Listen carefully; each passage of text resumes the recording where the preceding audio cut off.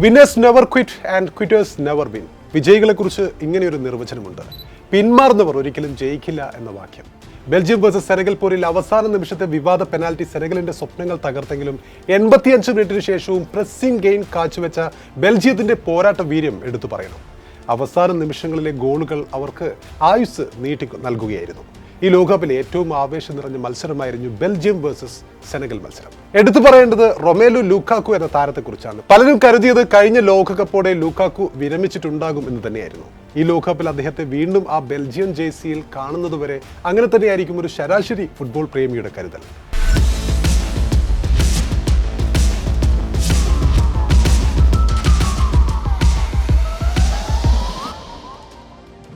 കഴിഞ്ഞതിന് പക്ഷേ ഫിഫ ലോകകപ്പിൽ ഇത്തവണത്തെ ഏറ്റവും ഗംഭീരമായ തിരിച്ചുവരവുകളിൽ ഒന്ന് തങ്ങളുടെ പേരിൽ ബെൽജിയം കുറിച്ചപ്പോൾ അവരുടെ അപ്രതീക്ഷിത നായകനായത് ഇതേ ലൂക്കാക്കുവാണ്. 2-0 മിന്നുന്ന ജയത്തോടെ പ്രീ ക്വാർട്ടർ ഉറപ്പിച്ചിരിക്കുകയായിരുന്ന ആഫ്രിക്കൻ ടീം സെനഗലിനെ അവർ സ്തബ്ധരാക്കിയത് ലൂക്കാക്കു ഗ്രൗണ്ടിൽ ഇറങ്ങിയത് മുതലാണ്. 85 മിനിറ്റ് വരെ 2 ഗോളിന് പിന്നിലായ ശേഷമാണ് എക്സ്ട്രാ ടൈമിലേക്ക് നീണ്ട ത്രില്ലറിൽ 3 റണ്ണിന്റെ അവിശ്വസനീയമായ ജയത്തോടെ ബെൽജിയം മുന്നേറിയത്. യൂറി ടിലമാൻസ് ആണ് ഇരട്ട ഗോളോടെ ബെൽജിയത്തിന്റെ ദേശീയ ഹീറോ ആയത്. 89 മിനിറ്റിലും എക്സ്ട്രാ ടൈമിലുമായിരുന്നു അദ്ദേഹം ലക്ഷ്യം കണ്ടത്. എന്നാൽ ആദ്യ ഗോളാവട്ടെ 86 മിനിറ്റിൽ സൂപ്പർ താരം Romelu ലൂക്കാക്കുവിന്റെ വകയായിരുന്നു. He changes the whole match when he comes on. Legend of Belgium football. ബെൽജിയത്തിനെതിരെ സെനഗൽ തന്നെയായിരുന്നു കഴിഞ്ഞ മത്സരത്തിൽ മികച്ച ടീം. കളിയുടെ ഭൂരിഭാഗവും ആധിപത്യം പുലർത്തിയതും അവർ തന്നെയായിരുന്നു. ജയം അർഹിച്ചതും അവർ തന്നെയായിരുന്നു. പക്ഷേ ജയം കൈവെള്ളയിൽ വരെ എത്തിയിട്ടും അവർ അത് കൈവിട്ട് കളയുകയായിരുന്നു. കളിയുടെ അവസാനത്തെ 5 മിനിറ്റ് വരെയും മികച്ച ഗോളവസരങ്ങൾ സൃഷ്ടിക്കാനാകാതെ ബെൽജിയം ശരിക്കും പാടുപെട്ടിരുന്നു. ഒടുവിലായിരുന്നു കളി മാറ്റിയ അവസാന മിനിറ്റുകൾ. 86 മിനിറ്റിൽ റൊമേലു ലൂക്കാക്കുവിലൂടെ ബെൽജിയം ആദ്യ ഗോൾ മടക്കുന്നു. തോമസ് മ്യൂനിയറിന്റെ താഴ്ന്ന ക്രോസിൽ നിന്നായിരുന്നു ആ ഒരു ലൂക്കാക്കുവിന്റെ ലക്ഷ്യം കാണൽ. അതോടെ സെനഗലിനെ നുള്ള ഊർജ്ജം കൃത്യമായും ബെൽജിയത്തിന് കൈവരുന്നു. വീണുപോയ ഇടത്തു നിന്നും മരണമുഖത്തു നിന്നും ഒരു രാജാവിനെ പോലെ ബെൽജിയം ഉയർത്തെഴുന്നേറ്റപ്പോൾ പിറന്നത് ലോകകപ്പ് ചരിത്രത്തിൽ തന്നെ ഏറ്റവും അവിശ്വസനീയമായ തിരിച്ചുവരവാണ്. തോൽവിയുടെ വക്കിൽ നിന്നും വെറും 5 മിനിറ്റുകൾ കൊണ്ട് മത്സരത്തിന്റെ ഗതി മാറ്റി മറിച്ചുകൊണ്ട് ജയം പിടിച്ചടക്കിയ ബെൽജിയത്തിന്റെ ഈ ഒരു പോരാട്ടം വെറുമൊരു വിജയമല്ലാതെ തോറ്റുകൊടുക്കാൻ മനസ്സിലാത്ത ഒരു ജനതയുടെ പോരാട്ട വീര്യത്തിന്റെ പ്രഖ്യാപനം കൂടിയായിരുന്നു. അവരുടെ നായകനായി ടിലമൻസിനൊപ്പം ലൂക്കാക്കുവുമുണ്ട്. ലൂക്കാക്കു മത്സരശേഷം അദ്ദേഹത്തിന്റെ മറ്റു ചില പ്രവൃത്തികൾ കൊണ്ട് വീണ്ടും കൈയടി നേടിയിരുന്നു. ലോകകപ്പ് ചരിത്രത്തിലെ ഏറ്റവും മികച്ച കംബാക്ക് വിജയത്തിന് ശേഷവും ആ ആഘോഷത്തിനിടയിലും ലൂക്കാക്കു തിരഞ്ഞെടുത്ത വഴി മറ്റൊന്നായിരുന്നു. തലകുനിച്ച് കണ്ണീരോടെ മടങ്ങിയ സെനഗൽ താരങ്ങളുടെ അടുത്തേക്ക് അദ്ദേഹം നടന്നെടുക്കുന്നു. ഓരോരുത്തരെയും ചേർത്ത് പിടിക്കുന്നു, ആശ്വസിപ്പിക്കുന്നു. സ്വന്തം വിജയത്തിന്റെ നിമിഷത്തിൽ പോലും തോറ്റവന്റെ കണ്ണീർ തുടക്കാനായി മുന്നിട്ടിറങ്ങുക. ലൂക്കാക്കുവിനോടുള്ള ബഹുമാനം ഏറെ തോന്നിയ നിമിഷമായിരുന്നത്, ഏറെ വർദ്ധിച്ച നിമിഷമായിരുന്നത്. Respect Romelu ലൂക്കാക്കു. സത്യത്തിൽ ഇതേ വേദനയോടെ ലൂക്കാക്കു നിൽക്കുന്നത് നമ്മൾ കണ്ടിട്ടുണ്ട്. 4 വർഷം മുമ്പ് ഖത്തർ ലോകകപ്പിന്റെ സമയത്തായിരുന്നു അത്. ഹതാശയനായി നിൽക്കുന്ന റൊമേലു ലൂക്കാക്കുവിന്റെ ഫോട്ടോയായിരുന്നു ഒരുപക്ഷെ കഴിഞ്ഞ ഖത്തർ ലോകകപ്പിന്റെ കണ്ണീർ കാഴ്ചകളിൽ മുന്നിൽ നിന്നിരുന്ന ചിത്രങ്ങളിലൊന്ന്.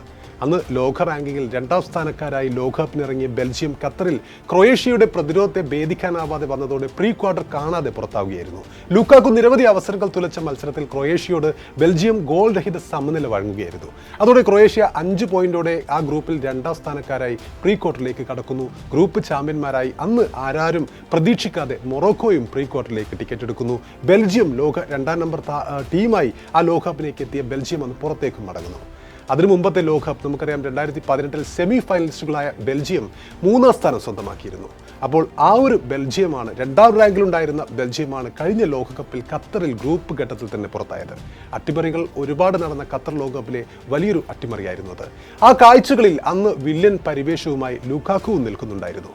അങ്ങനെയൊരു ലൂക്കാക്കുവിനെ അല്ല നമ്മൾ അറിയുന്നതും നമ്മൾ കണ്ടതും. അന്ന് അതൊരു പക്ഷേ ലൂക്കാക്കുവിൻ്റെ അവസാന മത്സരമായി പലരും കരുതിയിരുന്നു. അന്ന് സുവർണാവസരങ്ങൾ കൈവിടുന്നതിൽ ലൂക്കാക്കുവായിരുന്നു ഏറ്റവും മുന്നിൽ നിന്നിരുന്നത്.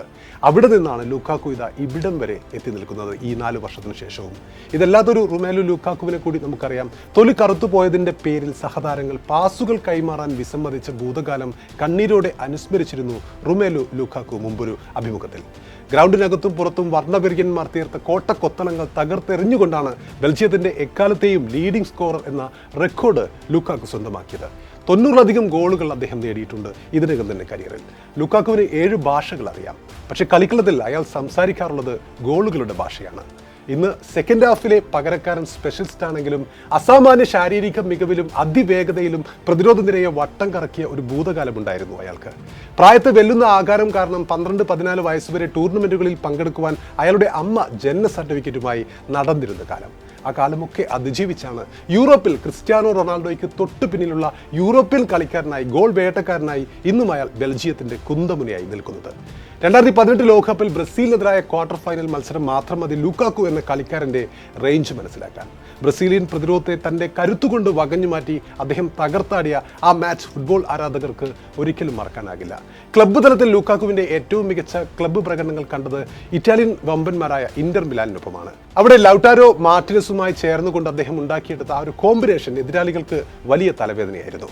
അന്റോണിയോ കോണ്ടെയുടെ കീഴിൽ ഇന്റർ മിലാന് ലീഗ് കിരീടം നേടിക്കൊടുത്തത് ഈ ഒരു സഖ്യമായിരുന്നു.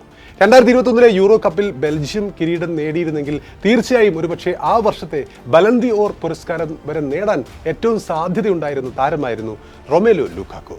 യുണൈറ്റഡ് ജേഴ്സിയിലും ഇന്ററിലും ബെൽജിയം ജേഴ്സിയിലും എല്ലാം നമ്മൾ ആവോളം അദ്ദേഹത്തെ കണ്ടിട്ടുണ്ട്. 2010 മുതൽ ഫുട്ബോൾ തുടങ്ങിയ ലുക്കാക്കു പ്രീമിയർ ലീഗിൽ റൊണാൾഡോയെ പോലും പിന്നിലാക്കിയിട്ടുണ്ട് ഒരു ഘട്ടത്തിൽ ഗോൾ റേഷ്യോവിന്റെ കണക്കിൽ. ഈ മത്സരത്തിൽ മാത്രമല്ല, നമുക്കറിയാം ഇതിനു മുമ്പ് ഈജിപ്തിനെതിരെയും പകരക്കാരനായി ഇറങ്ങി ലുക്കാക്കു ഉണ്ടാക്കിയ ഇമ്പാക്റ്റ് വളരെ വലുതായിരുന്നു. ആ മത്സരത്തിലെ ഗോൾ അതൊരു സെൽഫ് ഗോൾ ആയിരിക്കാം, ഔദ്യോഗികമായി നിഷേധിക്കപ്പെട്ടാലും ഫുട്ബോൾ പ്രേമികളെ സംബന്ധിച്ചിടത്തോളം ആ ഗോൾ ലുക്കാക്കുവിൻ്റേത് തന്നെയായിരുന്നു. കളിക്കളത്തിലെ കേവലം ഒരു സാന്നിധ്യം കൊണ്ട് തന്നെ ഒരു മത്സരത്തിന്റെ ഗതി മാറ്റിമറിക്കാൻ കഴിയുന്നതിനെയാണ് നാം ചിലപ്പോൾ ഇമ്പാക്റ്റ് എന്നൊക്കെ വിളിക്കാറുള്ളത്. ബെൽജിയത്തെ സംബന്ധിച്ചിടത്തോളം ഇമ്പാക്റ്റ് പ്ലെയർ ഈ ലോകകപ്പിൽ റൊമേലു ലുക്കാക്കുവാണ്.